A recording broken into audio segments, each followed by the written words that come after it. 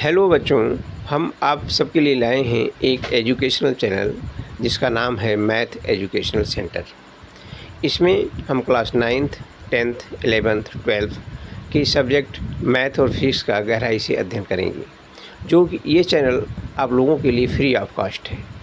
ठीक है, तो आज हम शुरू करेंगे क्लास 11th का टॉपिक सेट थ्योरी। चलिए प्रारंभ करते हैं। देखिए बच्चों, हमारे चैनल का नाम है math educational centre. Math educational centre, ठीक है, मैथ एजुकेशनल सेंटर। ठीक है, इसमें हम आज क्लास 11th के बारे में शुरू करेंगे। क्लास 11th, ठीक है, टॉपिक मैथ का ही है और टॉपिक है सेट थ्योरी।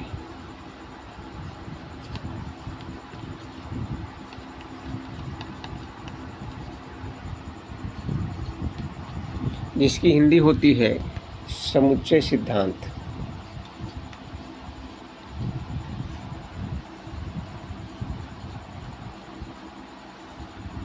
ध्यान दें, सबसे पहले हम आपको सेट के बारे में बताएंगे। What is set? तो सेट की हिंदी होती है समुच्चय।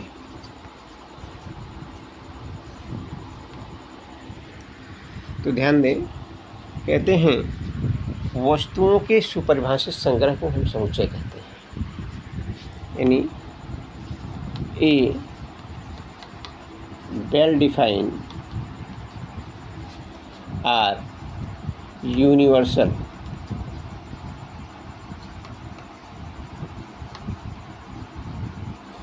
a well-defined or universal defined collection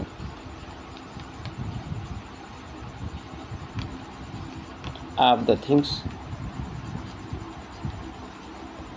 or objects is called a set.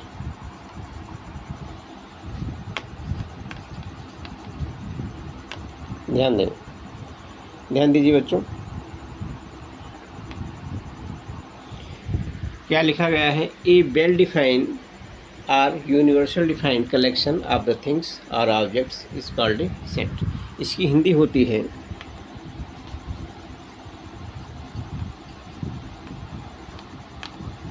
वस्तुओं के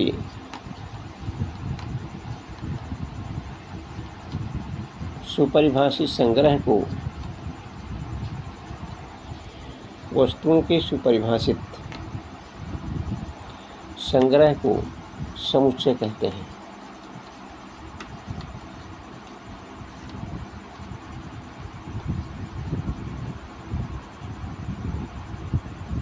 ध्यान दें,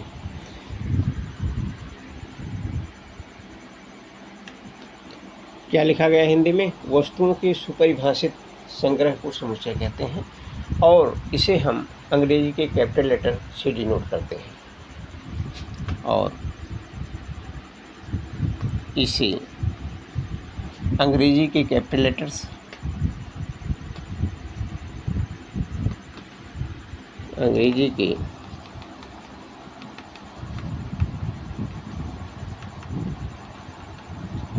capital letters as A, B, C, dot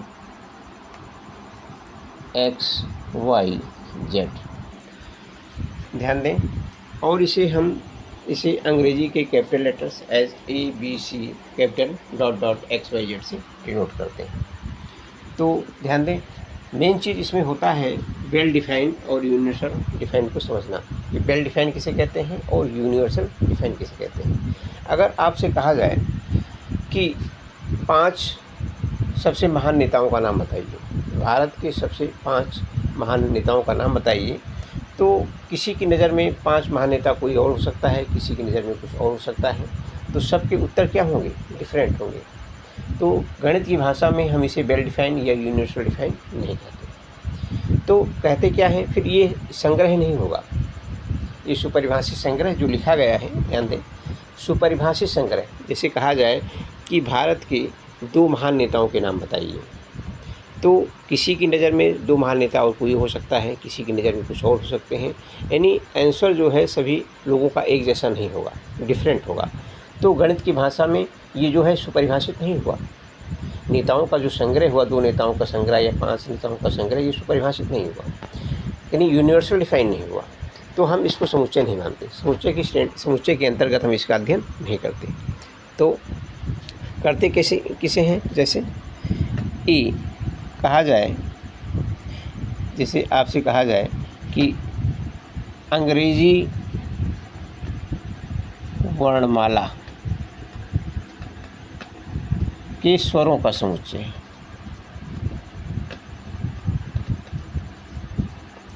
स्वरों का संग्रह।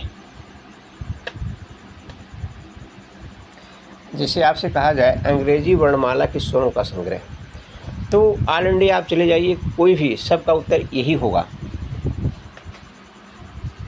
ए ई आई ओ यू। ध्यान दीजिएगा, अगर कहा जाए कि अंग्रेजी वर्णमाला के स्वरों का संग्रह बनाइए, लिस्टिंग कीजिए, तो आंसर ऑफ ऑल स्टूडेंट्स या answer of all persons same होगा, A E I O you.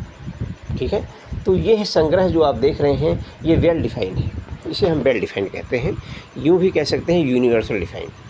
आप इसे इंडिया में नहीं, ऑल वर्ल्ड अगर आप चले जाएं और आप पूछिए in English alphabet collection of vowels, then answer होगा A E I O you. इससे अलावा और कुछ नहीं होगा, ये 5 वॉवेल होते हैं, तो इसे हम कहते हैं यूनिवर्सल डिफाइंड। आप समझ चुके होंगे हमारे कहने का तात्पर्य क्या है कि वेल डिफाइन या हम कहें यूनिवर्सल डिफाइन, तो ये चीज़ें हैं यूनिवर्सल डिफाइन। ऐसे संग्रह को हम समुच्चय के अंतर्गत इसका अध्ययन करते हैं, इसकी स्टडी करते हैं। ठीक है, तो हमने जैसा कि आपको बताया कि समुच्चय को हम अंग्रेजी वर्णमाला के कैपिटल लेटर से डिनोट करते हैं, तो हमने ए से डिनोट कर दिया और लिखेंगे कर्ली ब्रैकेट्स मतलब ब्रैकेट का प्रयोग करते हैं, ए ई आई ओ यू।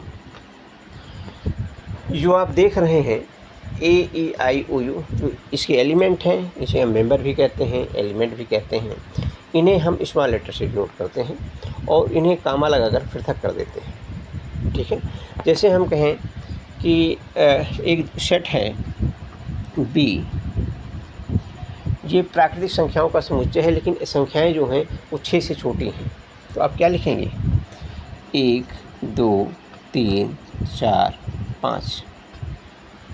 तो अगर आपसे कहा जाए या बच्चों से कहा जाए कि आप प्राकृतिक संख्याओं का संग्रह कीजिए, लेकिन प्राकृतिक संख्याओं में वही संख्याएं लिखें जो कि 6 से छोटी हैं, तो आप क्या लिखेंगे, सबका उत्तर एक ही होगा, 1 2 3 4 5। कारण कि ऐसी संख्याएं जिनकी सहायता से हम वस्तुओं की गिनती करते हैं वही नेचुरल नंबर्स या प्राकृतिक संख्याएं कहलाती हैं। ठीक है, कभी आपने किसी चीज़ की गिनती 0 से या माइनस से होते हुए देखा है? नहीं, उत्तर है नहीं। आप गिनती किससे शुरू करते हैं, 1 2 3। तो गिनती जिन ऐसी संख्याएं जिनकी सहायता से हम वस्तुओं की गिनती करते हैं उन्हें हम नेचुरल नंबर कहते हैं या प्राकृतिक संख्याएं कहते हैं, और इसे हम अंग्रेजी की कैपिटल एन से डिनोट करते हैं इसके समुच्चय को। लेकिन यहाँ पर उसमें से कुछ एलिमेंट ही लिए गए हैं। कहा गया है कि प्राकृतिक संख्याओं का एक ऐसा संग्रह कीजिए जिसमें संख्याएं 6 से छोटी हों, तो ये लिखा गया है 1 2 3 4 5। ये एलिमेंट है जो आप लिखे गए हैं, 1 2 3 4 5 एलिमेंट हैं। ध्यान दें, इसमें एलिमेंट को लिखते समय या इसके मेंबर अवयव को लिखते समय हम चाहे इनके असेंडिंग ऑर्डर बढ़ते हुए क्रम में लिखें या डिसेंडिंग ऑर्डर घटते हुए क्रम में लिखें या किसी भी क्रम में न लिखें या रिपीट कर दें, इससे सेट पर कोई प्रभाव नहीं पड़ता। जैसे लिखा जाए, हम एक दूसरा नाम दें, C 5 4 3 2 1 एंड D 5 5 1 1 2 4 3। ध्यान दें, बी में प्राकृतिक संख्याएं जो कि 6 से छोटी हैं वो लिखा गया है, सी में भी प्राकृतिक संख्याएं जो 6 से छोटी हैं वही लिखा गया है, और डी में भी प्राकृतिक संख्याएं जो 6 से छोटी हैं वही लिखा गया है। लेकिन देखिए, इसमें बढ़ते हुए क्रम में है जिसे हम अंग्रेजी में असेंडिंग ऑर्डर कहते हैं, ये इसमें घटते हुए क्रम में है जिसे हम डिसेंडिंग ऑर्डर कहते हैं, और इसमें देखिए पहले बड़ी संख्या लिखी गई, फिर छोटी लिखी गई, फिर बड़ी लिखी गई, फिर बड़ी लिखी गई, फिर छोटी लिखी गई। इसमें कोई क्रम नहीं है, इसमें कोई ऑर्डर नहीं है। ना आप कह सकते हैं ये असेंडिंग ऑर्डर में है, ना आप ये कह सकते हैं डिसेंडिंग ऑर्डर में है, ना बढ़ते हुए क्रम में है, ना आरोही क्रम में है, ना घटते हुए क्रम में है, ना अवरोही क्रम में है। तो इससे आप ये समझ लीजिए कि सेट बी और बी, सी और डी में कोई अंतर नहीं है। मतलब कि एक सेट के अंतर्गत अवयवों को किसी भी क्रम में लिखें या किसी भी क्रम में ना लिखें या अवयवों को रिपीट करें, इससे सेट पर कोई प्रभाव नहीं पड़ता है। कहने का मतलब यहाँ पर बी, सी और डी में कोई अंतर नहीं है। Here B equal C equal D, इसमें कोई अंतर नहीं है। बेहतर होगा कि जब एलिमेंट आप लिख रहे हो तो उसको रिपीट ना करें, इससे कोई फ़ायदा नहीं है, समय वेस्ट होगा, आपकी इंक खर्च होगी। ठीक है, तो बेहतर होगा, आप शायद समझ चुके होंगे। और जो ये हैं ध्यान दें, जैसे 5 है तो हम यहाँ पर कहते हैं 5, यहाँ देखिए सेट बी का एक एलिमेंट है तो हम लिखेंगे 5 बिलोंग्स टू बी। ध्यान दें, बी, सी और डी में कोई अंतर नहीं, हम बी को लेकर बात कर रहे हैं। तो 5 बिलोंग्स टू बी, इसका मतलब होता है 5 सेट बी का एक एलिमेंट है, 5 समुच्चय बी का एक एलिमेंट है।